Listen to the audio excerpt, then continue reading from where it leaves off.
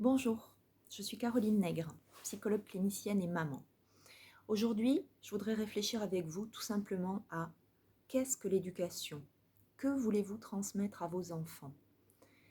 De mon point de vue, l'essentiel sera la confiance en eux, les capacités de communication et de gestion des situations conflictuelles et la connaissance du cadre social dans lequel ils vont évoluer. Parce qu'un enfant qui naît est un enfant à l'état naturel, à l'état brut. Et toutes ces constructions sociales, toutes ces habitudes que nous avons lui sont totalement étrangères. C'est comme si vous arriviez dans un autre pays, peut-être même sur une autre planète, en n'ayant aucune connaissance de tous ces cadres, de toutes ces choses qu'il faut faire ou ne pas faire, ce qui est bon pour vous, ce qui peut être dangereux, ce qui peut créer des problèmes avec les autres. Et éduquer un enfant, finalement, c'est lui transmettre ces outils et cette culture pour qu'il puisse être au maximum en harmonie avec les personnes qui l'entourent et avec le monde dans lequel il évolue, tout en respectant sa personnalité. C'est vraiment essentiel de prendre en compte la personnalité de l'enfant si vous voulez que ce que vous lui transmettez soit intégré, soit réellement intégré, pas juste imposé, superposé, imbriqué, que ce soit vraiment des notions qu'il comprenne, des notions qu'il puisse accepter et qu'il puisse juger utiles.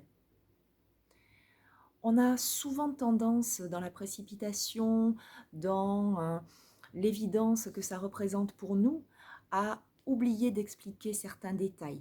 On est aussi souvent pressé par notre vie quotidienne et effectivement, ça peut être un petit peu agaçant d'être en permanence en train d'expliquer le pourquoi du comment.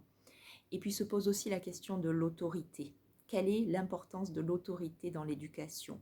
Faut-il que notre enfant nous obéisse?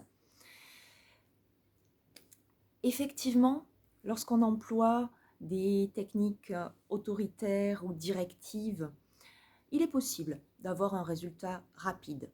Mais est-ce que c'est un résultat réel? Est-ce que c'est un résultat que l'enfant va comprendre et réutiliser quand vous n'êtes pas là et qu'il va pouvoir réutiliser dans sa vie future? Alors oui, l'éducation positive, bienveillante, créative va vous demander un peu plus de réflexion, peut-être un peu plus de temps à certains moments. Mais vraiment, elle va vous permettre d'en gagner par la suite. Et elle peut également vous permettre d'avoir le résultat que vous voulez. Quand vous demandez à votre enfant de se calmer, ce que vous voulez, c'est le calme.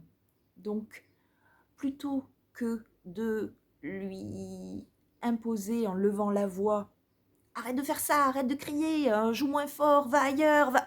Ou finalement vous allez rajouter de l'énervement à la situation, vous allez créer chez votre enfant, par l'intermédiaire de ce qu'on appelle les neurones miroirs, des cellules de votre cerveau qui tout simplement vous permettent de recopier, d'imiter, de ressentir, d'activer des zones cérébrales qui sont les mêmes que celles du comportement que vous êtes en train d'observer. Donc un enfant qui vous observe en train de crier va forcément avoir envie lui aussi de s'énerver par l'activité de ces neurones miroirs. Du coup, vous n'aurez pas le résultat que vous souhaitez. Et votre situation risque de s'étirer dans le temps et de vous créer ensuite des complexités supplémentaires. Ah, c'est un enfant qui n'obéit pas, c'est un enfant épuisant, c'est un enfant têtu. Alors vous allez l'étiqueter, vous allez lui donner de fausses croyances sur lui-même, vous allez en avoir sur vous aussi. Je suis peut-être pas un bon parent, j'aurais peut-être dû faire ci, etc. Donc vraiment, l'intérêt de l'éducation positive et non violente sera d'avoir le résultat que vous voulez vraiment et de se poser la question de la forme, tous ces détails que l'on rajoute, l'autorité, l'urgence. Est-ce que ça vaut vraiment le coup? Et là, dans cette situation, aller vers son enfant, lui parler calmement, lui parler tranquillement et lui dire « j'ai besoin d'un peu plus de silence ». J'ai besoin de calme pour travailler, pour me reposer, lui parler de mes émotions. J'ai une journée compliquée, je suis fatiguée, je supporte mal le bruit. Mais se mettre aussi à sa place, parce que l'enfant ne vit pas dans le même monde que nous. La notion de temps, la notion de bruit, la notion d'obligation, tout ça, ce sont des choses qui lui sont étrangères. Et surtout pour lui, ce qui compte, c'est le plaisir immédiat, c'est le jeu. Donc parlez-lui son langage.